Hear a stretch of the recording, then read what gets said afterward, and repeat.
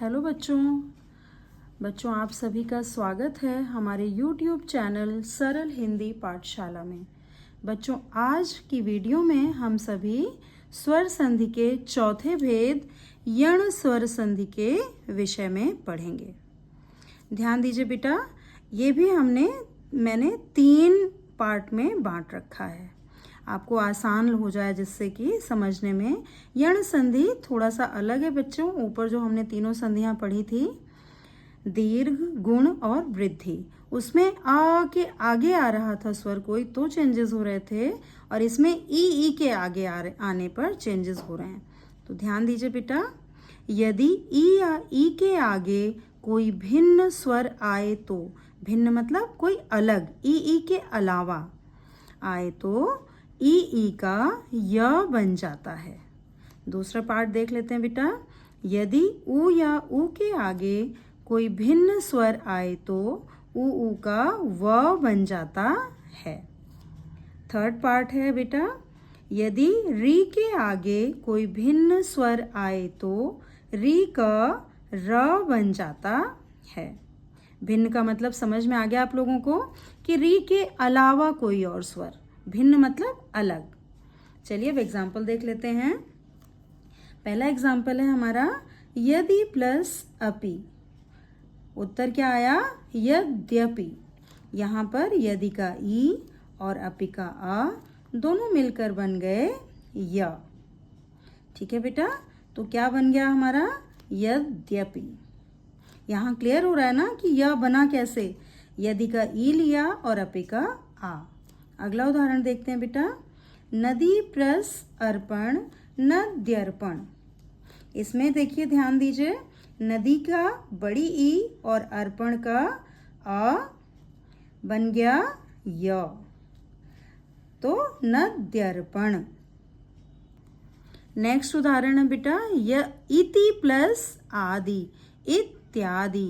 इति का ई और आदि का आ दोनों मिलकर बन गए या, और वो या यहाँ पर आप देख सकते हैं। ठीक है, इत्यादि।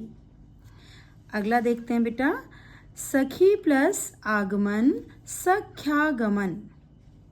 सखी का बड़ी ई और आगमन का आ दोनों मिलकर क्या बन गए? या।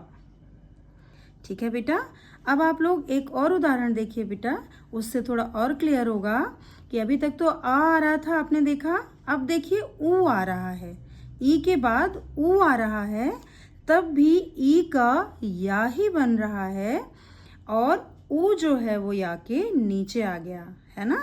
ध्यान दीजिए बेटा, ऊपरी प्लस उक्त उपर्युक्त। ठीक है बेटा, री का ई, ऊपरी के रा का ई और उक्त का ऊ दोनों मिलकर बन गए या, और ऊ नीचे आ गया बेटा। ठीक है, नेक्स्ट उदाहरण है नि प्लस ऊन न्यून। जो हमारा न्यून शब्द है, देखिए कैसे बनाया गया संधि करके। आप लोगों को मैंने बताया था, शब्द भंडार बढ़ाने के लिए संधि हमारी प्रयोग में आती है। तो आप देखिए उसका कितना अच्छा उदाहरण है। नी लिया, ऊन लिया, दोनों मिलकर बन गया न्यून, और उसको बता भी दिया न्यून बनाया कैसे।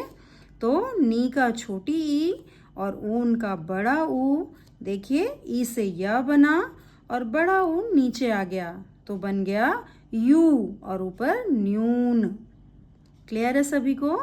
आगे बढ़ते हैं, नदी प्लस उर्मी नद्योर्मी।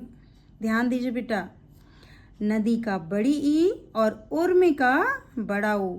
बच्चों कोई फर्क नहीं पड़ता कि यहाँ पर ई है या ई है, आंसर आप देखिए या ही आ रहा है, बड़ा ऊ यहाँ पर आकर लग गया। ठीक है, तो नद्योर्मी कैसे बना अब आपको समझ आ गया होगा। अगला उदाहरण देखते हैं, प्रति प्लस एक प्रत्येक। देखिए बच्चों, मैंने इसीलिए सारे स्वर हैं, सब में से एक एक उदाहरण लिया है कि आप लोग बिल्कुल कंफ्यूज ना हो कि यहाँ पर देखिए ई से य ही बन रहा है, जो अगला हमारा स्वर है वो ऊपर लग जा रहा है ना। यहाँ देखिए, तो प्रति प्लस एक प्रत्येक। प्रति का ई और एक का ए। यहाँ पर देखिए ई से बन गया य और ए ऊपर आ गया, है ना, प्रत्येक।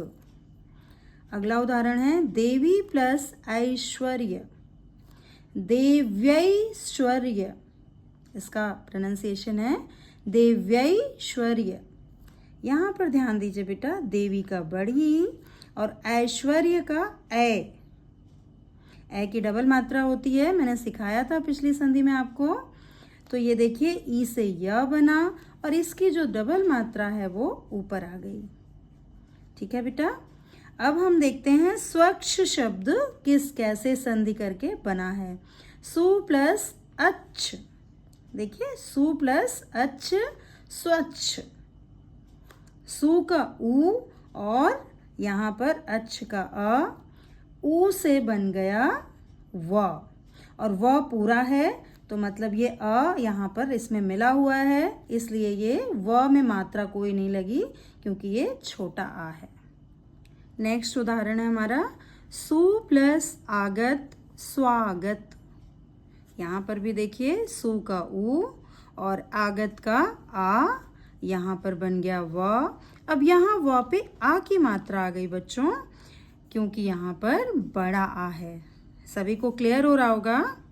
ध्यान दीजिएगा बच्चों तो एकदम क्लियर हो जाएगा, आपकी यण संधि में कभी कोई परेशानी नहीं आएगी।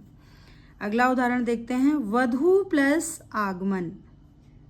आगमन मतलब आना और वधु मतलब तो बहू का आना। ये क्या बन गया? वध्वागमन, है ना। तो वधु से बड़ा उ ले लिया, आगमन से अ ले लिया, बड़ा अ, और यहाँ देखिए उ से बन गया व और इसकी जो मात्रा है यहाँ पर आ गई। ठीक है, तो इसलिए बन गया वा। अगला उदाहरण देखते हैं अनु प्लस एषण। क्या बन गया? अन्वेषण। अन्वेषण मतलब खोज करना। अनु का छोटा उ और एषण का ए ऊपर आ गया, उ से व बन गया। क्लियर है बच्चों कि ये वे कैसे बन गया?